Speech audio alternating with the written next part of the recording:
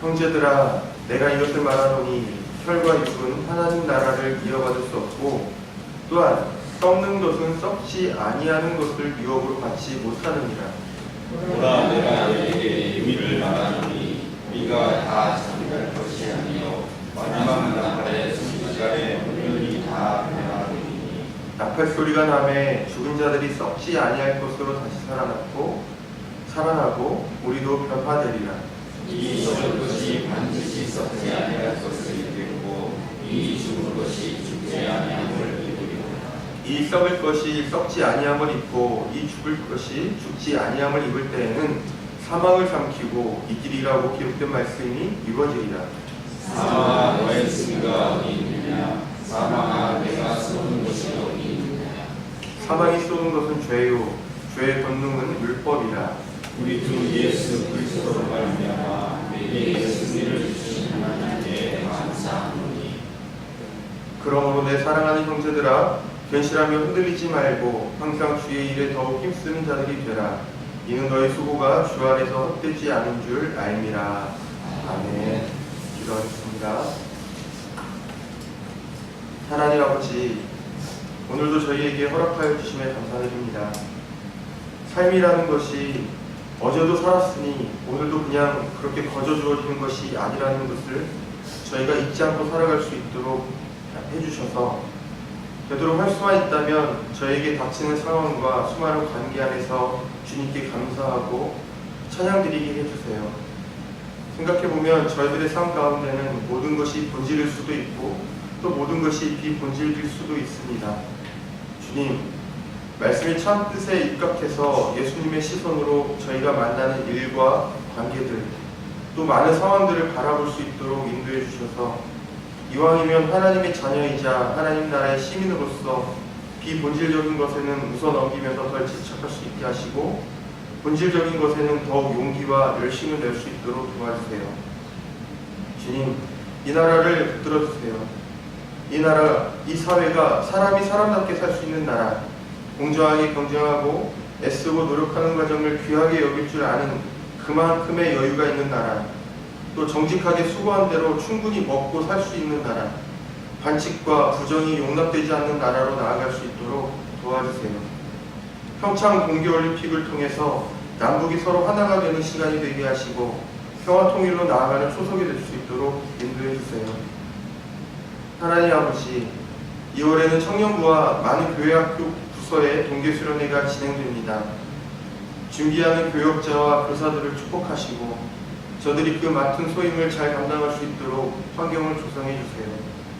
우리의 자녀들과 상일교회의 다음 세대가 동계수련회를 통해서 하나님의 사랑과 성도 간에 나누는 교제의 기쁨을 경험하고 또한 누리는 시간이 될 수 있도록 인도해 주세요. 필요한 모든 것을 이 모양 저 모양으로 공급하여 주세요. 주님, 오늘도 주님 앞에 많은 간구의 제목들을 가지고 온 사람들이 있습니다. 긍휼히 여겨주시고 저들의 기도가 응답되는 은총을 경험케 하여 주세요. 오늘도 저희에게 허락된 가정, 직장이라는 삶의 영역에서 하나님의 사람으로서 하나님의 나라를 이루며 살아갈 수 있도록 저희와 동행하여 주시기를 원합니다. 예수님의 이름으로 기도드립니다. 아멘. 창세기 3장의 신라권, 그러니까 최초의 인간이 에덴 동산에서 쫓겨나는 이 이야기에는 인간에게 있어서 죽음이라는 것이 어떻게 해서 모든 인간들의 현실적인 문제가 되었는가를 보여준다고 할 수가 있어요. 우리는 창세기 2장을 통해서 이미 이것을 알고 있습니다. 에덴 동산에는 선악을 알게 하는 나무도 있었지만 생명나무도 있었다는 걸 말이죠.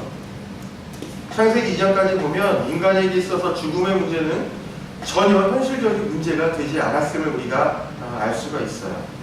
하나님께서 에덴 동산의 모든 것을 지으셨고 또 인간에게 그것들을 허락하셨고 그 허락하신 것에는 생명나무도 있었기 때문입니다. 생명나무의 열매를 언제든지 먹을 수 있었기 때문에 인간에게 있어서 죽음의 문제는 결코 현실적인 문제가 될 수가 없었어요. 에덴 동산에서 쫓겨나기 전까지는 말입니다. 창세기 3장은 이렇게 말씀하고 있어요. 이같이 하나님이 그 사람을 쫓아내시고 에덴 동산 동쪽의 그룹들과 두루두는 불칼을 두어 생명나무의 길을 지키게 하시니라. 창세기 3장 24절의 말씀입니다.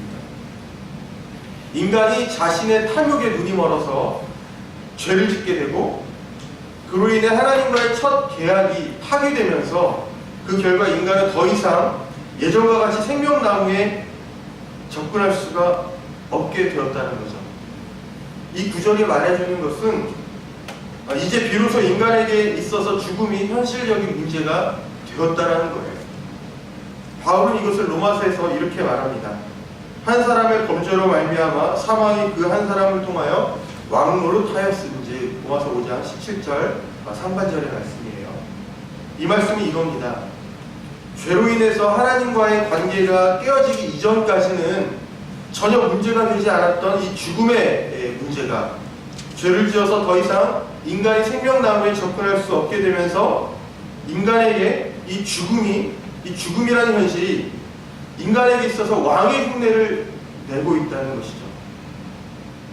바울의 말처럼 실제로 그렇습니다. 인간에게 있어서 죽음이야말로 인간의 생각과 행동에 가장 중요한, 가장 큰 영향을 끼치는 것이에요. 예를 들어 볼까요? 수영을 할 줄 모르는 사람이 물에 빠졌다고 생각해 보세요. 참고로 저는 수영을 전혀 할 줄 모릅니다. 어렸을 때 물에 빠져서 죽을 뻔한 기억이 있어가지고 아직도 그 공포를 극복하지 못했어요. 제 얘기일 수도 있어요. 자, 그 사람이 물에 빠져서 허우적대고 있을 때 누군가 그 사람을 구하러 물에 들어가면 물에 빠진 그 사람이 어떻게 반응할까요? 아마도 어떻게든 자기 살려고 자기를 구하러 온 그 사람의 목을 부여잡고 늘어지는 게 바로 인간입니다. 이런 일이 빈번하게 일어나기 때문에 물에 빠진 사람을 구할 때 그 사람을 구조하는 그 수칙이 있는데, 그 수칙이 뭐냐면 그 허우적대는 그 사람이 모든 그 힘이 빠질 때까지, 그러니까 제풀에 못 이겨서 가라앉을 그때까지 기다리고 그 다음에 들어가서 그 사람을 구조하라는 이 구조대원의 수칙이 있는 것이죠. 살려는 의지, 이것을 바꿔 말하면 죽지 않고 살고 싶어하는 의지는 이 본래가, 그 본성이라는 것이 이기적이라는 거예요. 이기적이라는 거. 죽음의 공포가 그만큼 크게 인간에게 영향을 끼친다는 말이죠. 그래서 우리가 인명 구하기 위해서 물불 안 가리고 거기에 자기의 몸을 내던지는 소방관들, 구조대원들, 이분들의 행동이나 그런 또는 의인들의 삶을 숭고하다고 말하는 이유가 거기 있습니다. 누구나가 할 수 있는 일이라면 우리가 숭고하다고 말하지 않죠. 누구나가 할 수 있는 일이니까. 하지만 누구나 할 수 없는 그 일이니까 우리가 숭고하다고 말하는 거거든요. 사실 우리는 죽지 않기 위해서 살아가는 사람들 틈바구니에서 어제도 살았고 오늘도 살게 될 것입니다. 누구나 다 그렇게 살아요. 우리의 생각과 선택의 이 배경에는 그것을 깊게 파고 들어가다 보면 그 안에는 죽음에 대한 생각이 아주 짙게, 죽음에 대한 두려움이 짙게 깔려 있다는 것을 우리가 기억해야만 해요. 바울은 고린도전서 15장에서 부활에 관해서 진지하게 다루고 있습니다. 우리는 누구나 행여나 죽을까 두려워서 지금 나의 행동이 성령님께서 기뻐하시는 행동이 아니라 도리어 내 뜻대로 행함으로 내가 사는 것, 이 길로 가면 내가 사는 길이겠다. 성령님께서는 그걸 원하지 않는데 내가 이쪽으로 가야 사니까 이 길을 선택하는 거죠. 그렇게 내 뜻대로 행함으로써 성령님을 근심케 하는 사람이 될 수도 있어요. 우리 누구나. 하지만 예수 그리스도의 부활은 죽음으로 현실적인 권력을 누려왔던 이 사단에게 영원한 패배를 안겨주는 사건이자 동시에 예수 그리스도께서 영원히 승리하신 이 사건임을 성경은 우리에게 끊임없이 말씀해주고 있습니다. 이 말은 이미 죽음이라는 것이 더 이상 인간에게 현실적인 두려움의 대상이 되지 못한다는 말입니다. 성경은 이것을 아예 선포하고 있는 거예요. 바울은 로마서에서 이렇게 말씀하고 있어요. 더욱 은혜와 의의 선물을 넘치게 받는 자들은 한 분 예수 그리스도를 통하여 생명 안에서 왕노릇하리로다. 로마서 5장 17절 하반절의 말씀인데요. 죽음이 인간들의 생각과 행동에 아주 지대한 영향을 끼쳐왔던 이 현실, 예수 그리스도를 알지 못했던 사람들이 그동안 겪어왔던 그 현실이 비로소 예수 그리스도가 나타나면서 그 십자가와 구속의 사건과 부활이 현실이 되면서 그 예수 그리스도에 의해서 비로소 무너져 내려버렸다는 것이 우리 기독교의 본질, 신앙의 본질입니다. 복음의 본질입니다. 죽음의 두려움이 아니라 예수 그리스도의 은혜로 인해서 오늘을 살아갈 수 있는 사람들이 바로 그리스도인이라는 거죠. 영화를 소개하는 TV 프로그램이 있습니다. 제가 즐겨보는 프로그램인데요. 아마 이제 오늘이네요. 토요일 주말하고 주일날 이렇게 이 영화 소개하는 프로그램이 아침 시간대 이 방송이 돼요. 저는 재방송으로 봅니다만, 이들 프로그램은 이 개봉 예정인 영화나 한창 극장에서 상영 중인 이 영화를 소개할 때에는 꼭 지키는 원칙이 있어요. 그게 뭐냐면 결말을 결코 알려주지 않는다라는 거예요. 영화 소개하는 프로그램. 시청자들의 호기심을 한껏 부풀어 오르게 만들고는 결말을 알려주지 않고 끝내버립니다. 왜 그럴까요? 결말을 알면 나중에 그 영화를 볼 때 시시하기 때문에 그래요. 이미 결말을 알고 보는 게임이나 영화는 보는 내내 시시합니다. 그래서 생방송으로 보는 거 아니겠어요? 월드컵 중계나 축구 경기들 이런 거, 올림픽 경기들. 그런데 사실 바울이 여기서 말하고 있는 바가 그것입니다. 이미 우리 그리스도인의 결말은 이미 예정되어 있다는 거예요. 우리의 결말은 이미 예정되어 있다는 거예요. 예수 그리스도께서 영원히 선취라는 말이 뭡니까? 미리 얻었다라는 거예요. 미리 손에 쥐었다라는 거예요. 미리. 예수 그리스도께서 미리 손에 쥐신 죽음에 대한 승리, 이것이 우리의 결말입니다. 승리가 결말이에요. 사단이 예수 그리스도를 십자가에 못 박혔을 때 사단이 승리한 줄 알았어요. 하지만 예수 그리스도께서 죽음에서 다시 부활하셨을 때 이미 사단은 패배한 것입니다. 2000년 전에 그 승리가 이미 결정되었어요. 그것을 믿으냐 믿지 않고 사느냐, 그것이 우리에게 있는 유일한 과제인 것이죠. 그렇기 때문에 오늘 우리의 삶은 부활의 때를 기다리면서 소망하면서 그때그때 지금 우리가 살아가는 삶의 그때그때 우리에게 하나님께서 계시하시는, 가르쳐주시는 그 뜻, 그 생각, 그것에 반응하는 삶이어야 한다는 거예요. 하지만 이것이 말처럼 쉬운 것은 아니죠. 우리가 살아왔으니까 알 것입니다. 그래서 바울이 이렇게 말합니다. 그러므로 내 사랑하는 형제들아, 견실하며 흔들리지 말고 항상 주의 일에 더욱 힘쓰는 자들이 되라. 이는 너희의 수고가 주님 안에서 헛되지 않은 줄 알미라. 고린도전서 15장 58절의 말씀입니다. 바울이 이렇게 말하고 있는 거예요. 힘쓰는 자가 되라. 애쓰는 자가 되라. 너희들이 그렇게 힘쓰고 애쓰는 그 수고한 것이 결코 헛되지 않을 것이다. 힘쓰다, 애쓰다, 수고하다. 쉬운 일을 두고 이렇게 말하지 않죠. 어려운 일을 두고 이렇게 권면하는 것이죠. 여러분, 삶이 우리가 입버릇처럼 말하는 그 신앙 고백처럼 쉬운 것이라면 얼마나 좋겠습니까? 신앙생활이라는 것이. 그렇죠?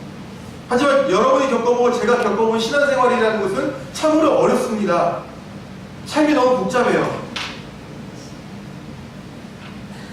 막상 살아보려면, 말씀대로 믿음대로 살아보려면 녹록치가 않아요. 결단하고도 넘어지고 자존감이 낮아졌다가 다시 하나님이 구원해 주시는 그 은총을 힘입고 다시 한번 해보고, 그것이 이런 반복대로 가정된 우리 신앙생활의 이야기거든요. 그것을 알아서 예수님과 이 바울이 이렇게 권면하고 있어요. 성경에서 힘내라고, 애쓰라고, 한 걸음만 더 나아가고, 그렇게 권면하고 있습니다. 오늘도 우리에게 생명을 주시고 하루를 열어주신 그 하나님 앞에서 내가 원하는 거, 내가 즐거운 거 말고, 이왕이면 하나님이 기뻐하시고 하나님께서 즐거워하시는 쪽으로 내가 한번 생각해보고 그거 한번 결정해보고 그렇게 행동하는 은혜가 저와 여러분에게 있기를 소망합니다. 기도하겠습니다. 하나님 아버지, 살면서 맞닥뜨리는 수많은 선택의 문제 앞에서 이거 잘못되면 망하는 거 아닐까? 이거 잘못되면 우리 가족이 길거리 나앉게 되는 거 아니야? 이러한 생각으로 죽음이 현실적으로 저희들을 겁박해올 때 저희가 믿음으로 선택할 수 있도록 하시고 저희를 불쌍히 여기시고 저희의 생각과 마음을 지켜주세요. 장래에 있을 부활만이 아니라 오늘을 부활신앙으로 살아가는 저희 모두가 될 수 있도록 저희들을 보호하시고 인도해 주세요. 이제는 주님께서 가르쳐주신 기도로 기도하오니 하늘에 계신 우리 아버지, 아버지의 이름을 거룩하게 하시며 아버지의 나라가 오게 하시며 아버지의 뜻이 하늘에서와 같이 땅에서도 이루어지게 하소서. 오늘 우리에게 일용할 양식을 주시고 우리가 우리에게 잘못한 사람을 용서하여 준 것 같이 우리 죄를 용서하여 주시고 우리를 시험에 빠지지 않게 하시고 악에서 구하소서. 나라와 권능과 영광이 영원히 아버지의 것입니다. 아멘.